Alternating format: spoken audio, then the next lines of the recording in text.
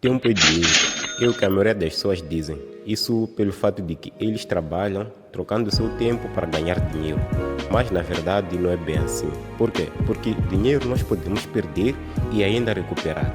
Diferente de tempo que quando você perde, não recupera. Então tempo é mais que dinheiro. O tempo é o ativo mais precioso. Razão pela qual há necessidade de evitar perder o seu tempo, visto que o tempo não se recupera. Então, no vídeo de hoje eu vou te passar aqui algumas técnicas que você vai aplicar na tua vida para gerenciar o teu tempo. Se você é um estudante e trabalhador ao mesmo tempo e não consegue gerenciar o tempo dos estudos e do trabalho, assiste este vídeo até o final, vai aprender como é que você poderá gerir esse tempo. Ou se você tem outras ocupações que dificultam o gerenciamento do seu tempo, por favor, assista esse vídeo. Mas antes de começarmos, se você é novo aqui no canal, por favor, subscreva-se, assista o vídeo até o final, dê um like e se gostarem do vídeo, por favor, compartilhem e comentem aí. Para não perder mais tempo, vamos ao vídeo. Primeiro, você precisa saber que 100% do seu tempo depende exclusivamente de ti. Você é a única pessoa que tem a capacidade de gerenciar o seu tempo. Então,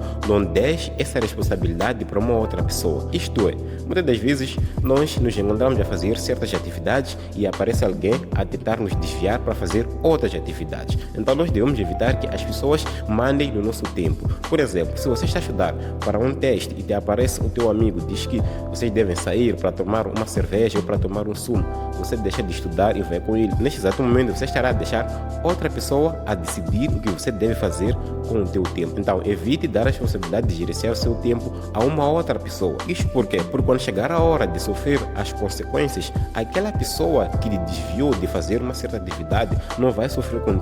Por exemplo, se você tem um teste na escola e deixa de estudar porque um teu amigo te ligou para ir tomar uma cerveja e depois você chumba no final do trimestre ou no final do ano, o teu amigo não vai assumir as consequências, você vai assumir as consequências sozinho. Então você deve colocar na tua cabeça que você é a única pessoa que deve gerenciar o seu tempo e mais ninguém. E você pode me perguntar, e se estiver a fazer uma atividade de extrema importância e um teu chefe te liga para fazer uma outra atividade, será que você deve ignorar o teu chefe?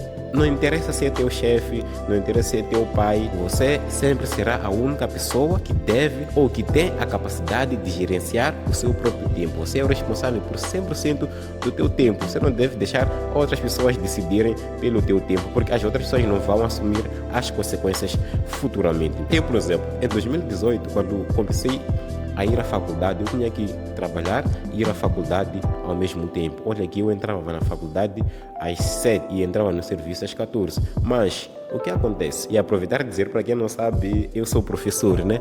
Então, o que acontece? Naquele período de interrupção das aulas, em que os alunos não aparecem na escola, todos os professores devem trabalhar de manhã. Nós entrávamos às 7 também no serviço. Então, para dizer que o horário da faculdade coincidia com o horário de trabalho. Aí eu tinha que decidir entre ir à faculdade ou ir ao serviço. Por quê? Porque o meu chefe não me deixava ir trabalhar de tarde. Ele não permitia isso. Sempre dizia que eu tinha que trabalhar de manhã, mesmo sabendo que a atividade que eu ia fazer lá de manhã, eu poderia fazer mesmo de tarde, eu poderia fazer em casa, porque quando chega esse período de interrupção, as atividades que nós temos na escola como professores é de fazer estatística, lançar notas, preenchimento de algumas coisas, de alguns documentos, livros de turma e tudo mais. Essas coisas são coisas que eu facilmente poderia vir fazer no período da tarde e entregar o trabalho, mas o meu chefe simplesmente não deixava. Então eu tinha que decidir. E nesse tempo de interrupção, calha, enquanto na faculdade é a época de testes, eu tinha que decidir se vou ao serviço ou vou fazer teste, porque se não fosse ao serviço, o meu chefe marcava-me faltas. Se não fosse à faculdade,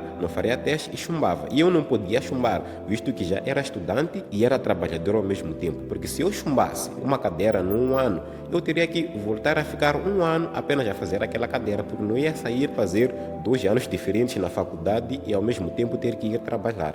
Então eu aí decidi e não ir ao serviço, não obedecer o meu chefe, não por falta de respeito, porque naquele momento eu pensei, se eu não vou à faculdade, eu vou chumbar a cadeira. E todas as vezes que teremos interrupção na escola, eu vou faltar à faculdade, não vou fazer teste, não vou chumbar. Então praticamente para terminar a minha licenciatura será difícil, sendo que o meu objetivo era terminar a minha licenciatura, graduar, ter o certificado e mudar de carreira para receber um salário melhor. Então eu decidi ignorar as ordens do meu chefe. Olha que no período de interrupção, eles me marcavam falta. Se a interrupção fosse de uma semana, eu apanhava faltas durante uma semana e me cortavam salário durante uma semana.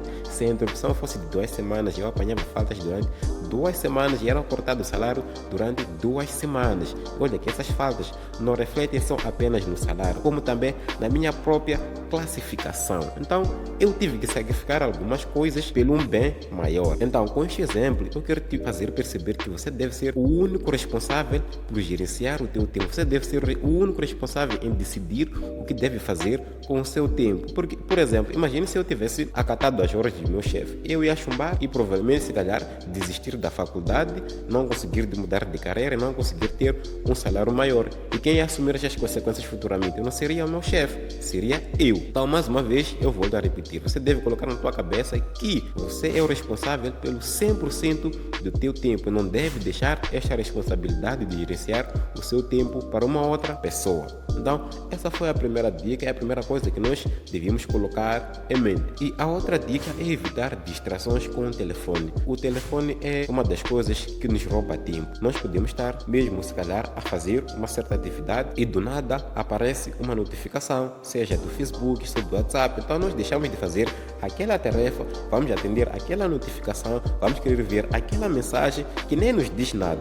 E aí acabamos perdendo nosso tempo por coisas que não devem. Então, para evitar distrações com o telefone e, consequentemente, perder tempo, nós devemos colocar limites para usar o telefone. Você pode colocar um tempo determinado para você mexer o teu telefone e, se possível, silenciar as notificações, né? Aquelas notificações do Facebook, notificações do WhatsApp, ou mesmo colocar um tempo limite para você poder usar as redes sociais, porque são a maior distração. Se você for a pegar nas tuas redes sociais agora, vais perceber que gastas muito tempo vendo coisas fúteis, vendo coisas que não têm nada a ver. Então, daí a necessidade de controlarmos o uso do telefone. E por fim, como uma das técnicas de gerenciar o nosso tempo, nós vamos usar a matriz de Eisenhower. Eisenhower diz que, geralmente, as tarefas mais importantes não são urgentes e as tarefas urgentes raramente são importantes. Então, a matriz relaciona tarefas urgentes com as tarefas importantes. Eisenhower divide as tarefas em 4 quadrantes, onde ele coloca as tarefas